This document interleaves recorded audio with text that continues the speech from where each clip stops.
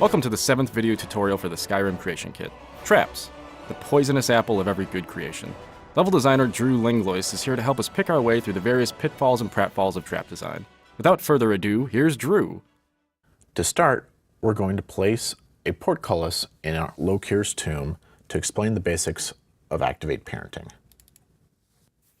Go ahead and load up our Lokir's tomb cell, hit A to turn on the lights, and then we're going to go over to the double door that we placed on the way to the boss chamber.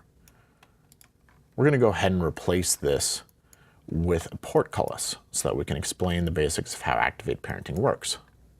So just go ahead and hit delete to nuke that. Next, under World Objects Activator, we're going to filter for portcullis. And we're going to go ahead and place nor portcullis large 01, and making sure that we have grid snap and rotation snap on, move that to place in the hallway. It should be lined up so that both sides are flush with the doorway. Now we've got the portcullis, but no way to activate it. So next, again in World Objects Activator, we're going to filter for pull chain. And we're going to place nor pull chain 01. This is a Nordic variant that fits with the Nordic ruins. Rotate that to be flush with the wall. And we're going to hit Q to turn snapping off, and Z hold to move that up a little bit, just to make it a little easier to see. Now we've got our pull chain and our portcullis, but we need to make them hooked up together. The way we do this is through an Activate Parent relationship. Double-click on the portcullis to bring up the reference info. And then we're going to go ahead and click over to the Activate Parents tab. As you can see, there are no Activate Parent relationships right now. What an Activate Parent relationship is a way of saying that when my Activate Parent gets activated, activate me as well.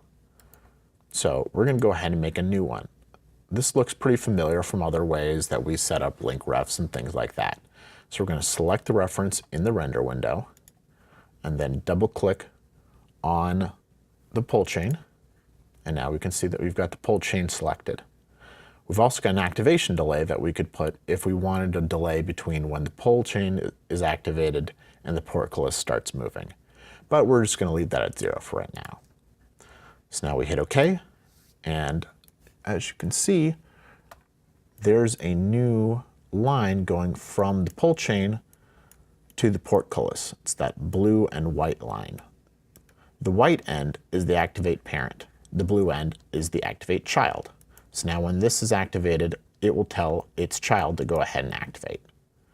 Often we'll place a second pull chain on the other side of the portcullis to make sure that the player doesn't pull the chain, run through, and then get themselves trapped. So we're going to duplicate that, move it over to the other side, rotate it around to be flushed with the wall, and go ahead and move it into place. We'll move this one a little bit down. We're going to go ahead and do an Activate Parent relationship again. Activate Parents tab, new, select reference, double click on the pull chain. There it is. So now there's two Activate Parents. This way, a single reference can be activated by multiple objects. This is often used for portcullises or traps. And that's it. So once the player goes into game, they can pull either of these chains and it will open or close this portcullis. In the previous tutorial, we said that we would go over placing a boss in this one. Now that we know the basics of Activate Parenting, we're going to go ahead and do so. To find an ambush setup, we're going to go back to the cell list in the cell view window and just start typing warehouse. This is going to take us to the list of warehouses that we've created for a lot of our prefabs, crafting, furniture, things like that. So we're going to look for the warehouse ambushes, which should be in the top of the list. I'm going to zoom out here. So what you're going to see is a lot of different objects, leveled actors, furniture, and these boxes, which are called primitives. A primitive is a type of object that we can make in the editor That can either be a collision object or, more often, a trigger that'll sense when an object or an actor comes inside of it. The area that we're looking for is over here with all the sarcophagi.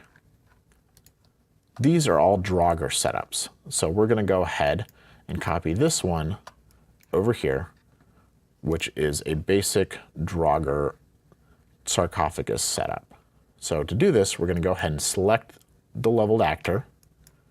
We're going to select this orange furniture marker. This is what the actor is going to lay down in. We're going to select the trigger box, and then we're also going to select the sarcophagus and lid. Now that we've got all of these selected and only these selected, we're going to Control C.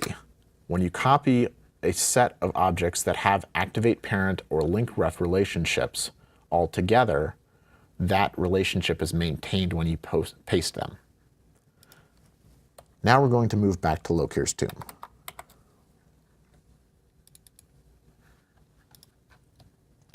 Go ahead and rotate and then move over to our boss room.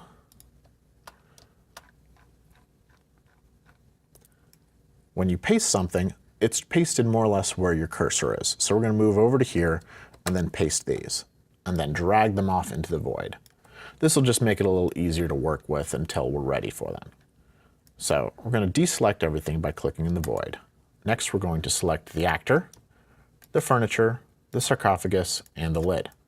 We're going to leave the trigger alone for right now. We can move all of these things around without breaking any of those links. The line is just a visual indication of what's in the data. So we're going to go ahead and move it into here. And we've got snapping off. So we can move it as much as we need to without changing anything. So we're going to go ahead and move it to here, rotate this so that it lines up. And we're going to go ahead and try to get it approximately where our other sarcophagus is. So it looks good. And let's check the height and move it down a little bit. This orange part here is where the lid is going to end up after it comes off the sarcophagus. And it looks pretty good. So now we're going to hit 2 times to hide those references. Then we're just going to go ahead and select this sarcophagus and delete it because we don't need it anymore. Now Alt-1 to bring back our new sarcophagus. We're going to go ahead and move the actor out of that little corner just to make him a little easier to find. It doesn't matter where you place him because he's going to already start in the furniture when the level begins. We're going to open him up, and as you can see, right now he's a level Draugr ambush melee one-hand male. We want him to be a boss, so we're going to go ahead and Control F to replace him with a boss. So in here, any of the level Draugr ambush types are acceptable for any Draugr ambush. So we're going to move up to the top of the list and use LVL Draugr ambush boss male and hit OK. Next, we're going to double click on him and go to the leveled actors tab and set him to very hard. This will make sure that he is a difficult level when you come here. We'll often save this just for bosses where we want a really hard challenge. So now we've got our boss placed and the sarcophagus and the furniture, and they'll all be activated by the trigger box, but it's off in the void, so we need to move it in.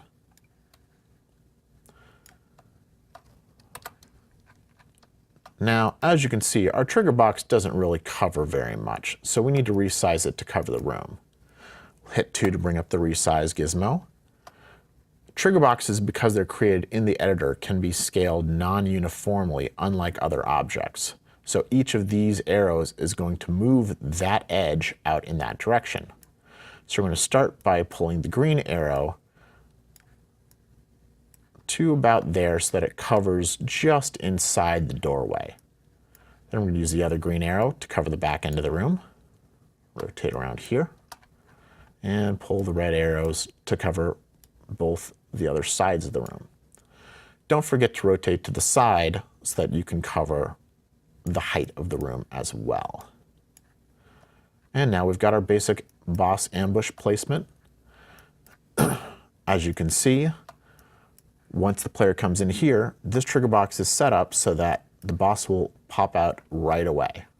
Another tool available to us to provide interesting surprises is traps. We can find these in warehouse traps.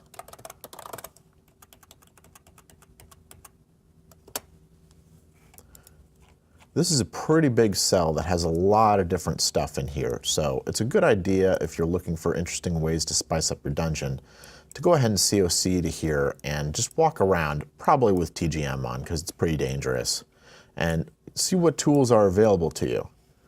This is the area where we started when we COC'd here, and we're going to go ahead and move over to this corner where we're going to find a mace trap, as you can see here. Next, we're going to select the tripwire that's connected to it and Control-C to copy both of those. Then we're going to move back to Lokir's tomb.